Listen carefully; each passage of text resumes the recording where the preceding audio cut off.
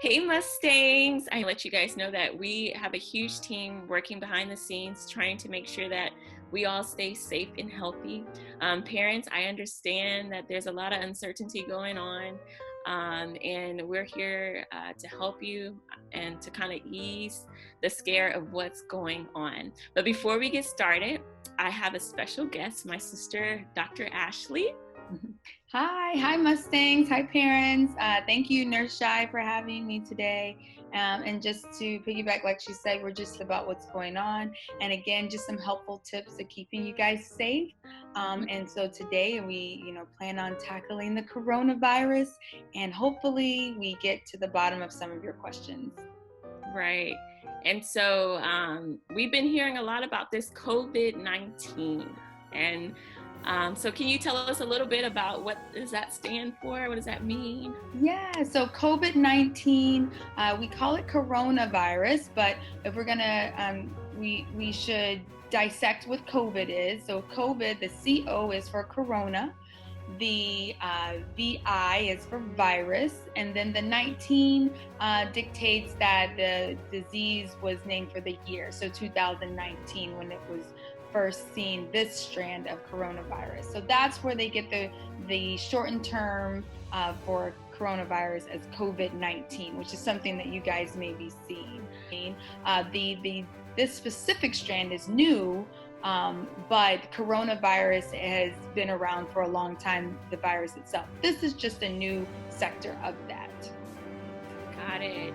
And so knowing that we have this respiratory disease going around, there's this statement, flattening the curve. And I know a lot of us are social distancing right now, and so we're learning what that is. But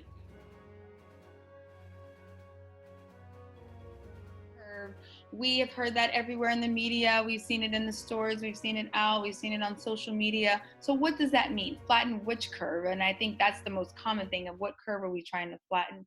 Well, we're trying to flatten basically the new cases that are that we're seeing, the high rate of new cases. So how we do that, instead of seeing a rocket, for my kiddos, a rocket ship goes straight up and this is what we see in a peak, we want to kind of see just a leveling off of new diseases. We want to take care of the diseases we know, the patients now who actually have the disease and contracted the disease. We want to take care of them, want to do the best that we can, but also we want to try and prevent new cases. So how we do that kind of leads into what we've heard, social distancing.